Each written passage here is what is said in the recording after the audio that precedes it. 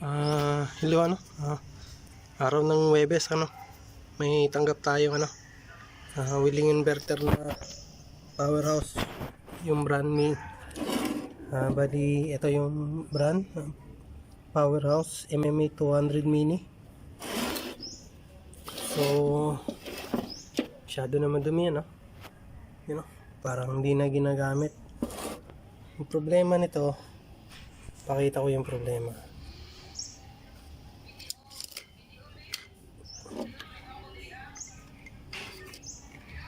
So yan, on natin yung welding. Yan, so umiilaw yung dilaw ng overcurrent protection natin. So subukan natin magsukat kung may output ba. So yan, tester natin. Yan,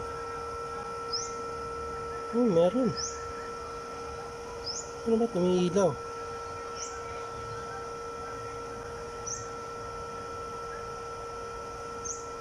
Ano?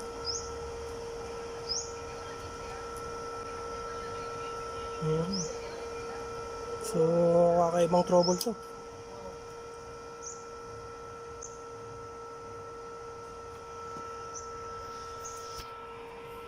So patayin ko muna yung welding.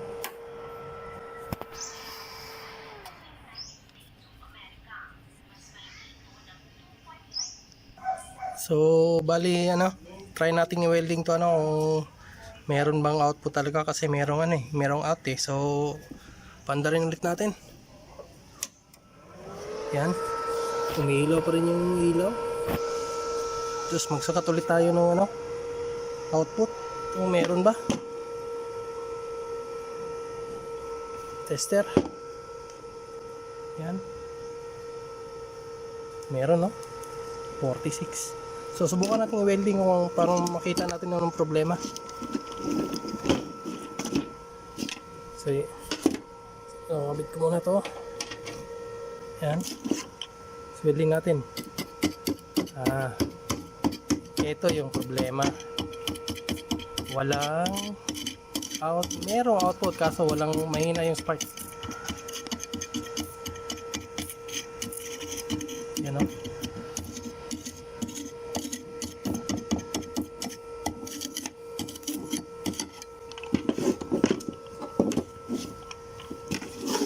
balian yan. Kahit may todo natin yan, yan, sagad na yan, 200. Yan pa rin. So bali yan yung problema. So linisin ko muna to tapos lagay natin doon sa workbench.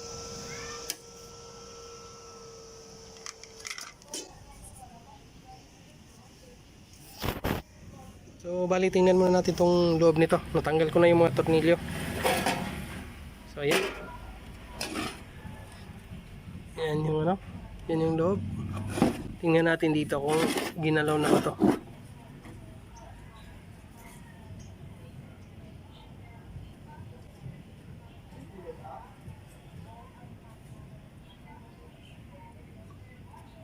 Wala pa naman.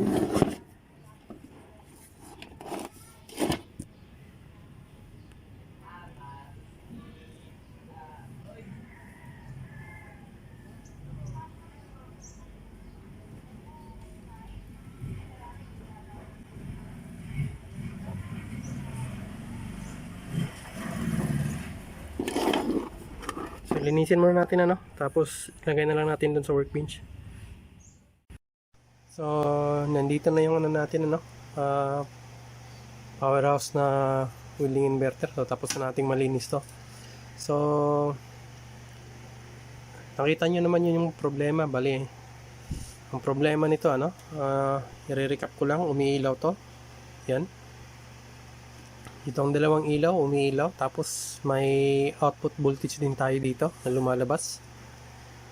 Pagka ganun yung na-encounter nyo yung problema, meron dito umiilaw yung overcurrent protection natin, huwag nyo na pagdudahan yung diode, yung IGBT natin.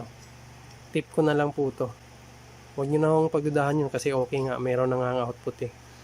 Ang tip ko na lang sa inyo para makuha nyo yung trouble na ganun, magpalit kayo ng PWM. Ito yun. So ito, bali papalitan din natin ng PWM to kung may pamalit kayo. Para wala nang sakit ng ulo. Pero pagka wala kayong option na ito trouble nyo talaga to, nako, napakahirap. Dinaanan ko na po yan pero nung troubleshoot ko to, sa awa ng Diyos nakuha ko naman yung trouble. Yung pati yung umiilaw na yung pati yung walang signal ng PWM at saka yung umiilaw yung overcurrent protection natin. So nakuha ko na po yung trouble dito. Pagka ito yung sa ganitong design ng welding, nakuha ko na po yung lahat ng trouble nito. Katulad nito, mahina yung arc ng welding. Kompleto na. So tip ko na lang, kung may pamalit kayo nito, palitan nyo na lang kasi nandito na yung problema. Sa akin dito, so bali ito, tapos ko na ho kasing bali savings ko na po to. Ito yung problema nung una, tapos troubleshoot ko na po to. Tas na okay na. Bali ang gagawin ko na lang, papalit ko na lang to dito So yun yung satisfying moment ng isang technician pagka nakuha mo na yung trouble nito Ito, papalitan lang natin to, tapos alam ko naman yung trouble nito pagkatapos ito lang yung trouble ko para may pang spare ulit ako So yan, wag na natin patagalin, palitan ko na lang to, tapos testing natin kung tama ba yung sinasabi kong mawawala yan sigurado. Kahit na sa ganitong design ng welding machine balik ta rin, kahit na balik ta rin yung problema ng welding nito, kabisado ko na. So na natin, tanggalin na natin yung PWM na yan.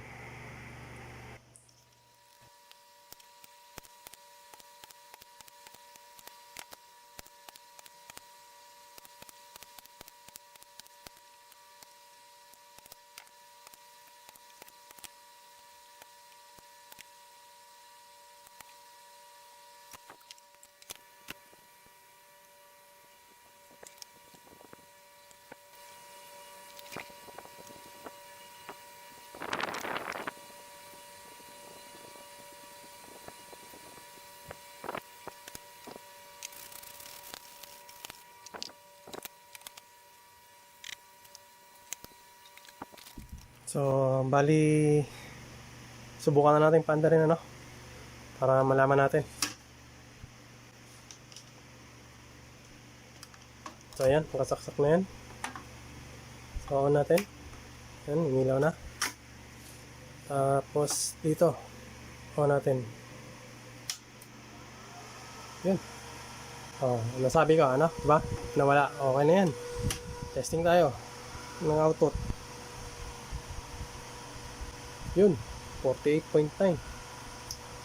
So bali ayusin ko muna ng konti tapos testing natin sa labas, mag-welding kung ganun pa rin ba yung spark, mahina pa ba rin o malakas na. So patayin ko muna bali ko lang, may tatlo kasing klase ng nung troubleshoot ng welding na mahirap talaga gawin ng mga technician na hindi pa kabisado pero sa akin kabisado ko na, basta yung circuit na ganito at saka yung yung 3525 yung una, pagka yung overcurrent protection na ilaw natin, pag umiilaw yan, may mga technician na nahihirapan dyan. Pagka katulad nito ng mga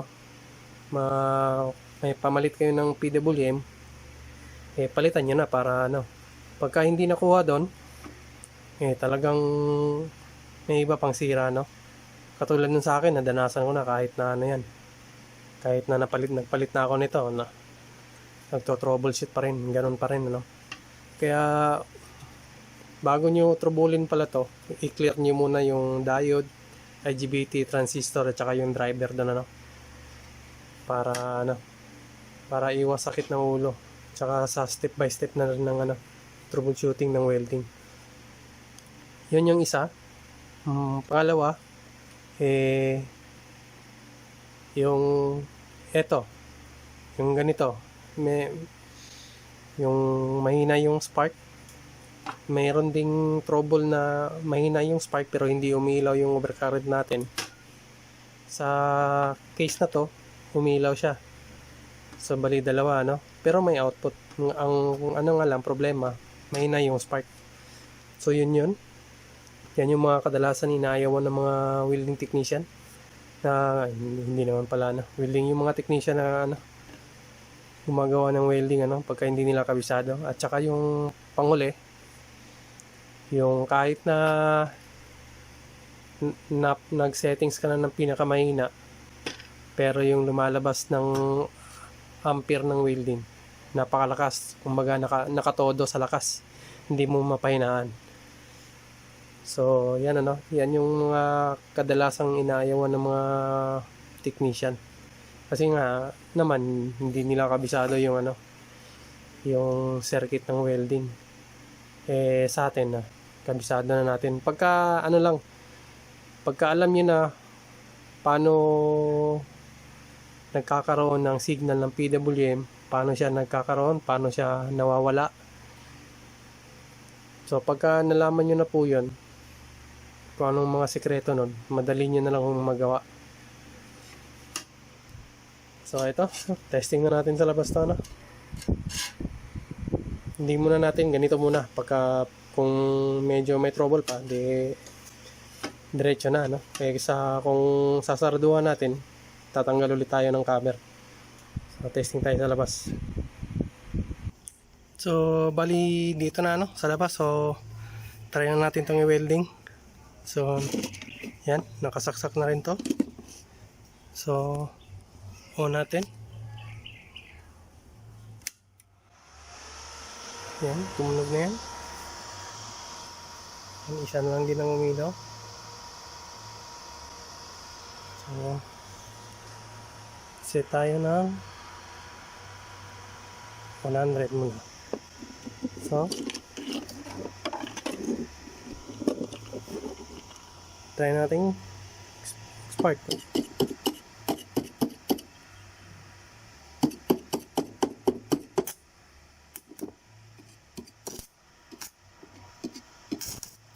Ayan, lumakas na, no?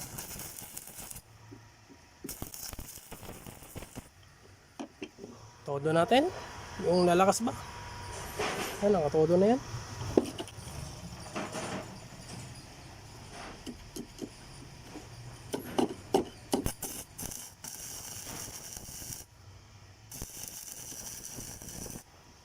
So yan, panandalian lang muna, no? Saka na natin i-testing ng todo yan pagka na ano na ayos na natin lahat to, na cover na lahat. So yan muna. So lumakas na, ano. So, bali yun lang ang problema. Pagka alam niyo yung ano, yung trouble, ano. So patayin ko muna tapos balik tayo dun sa workbench, ano.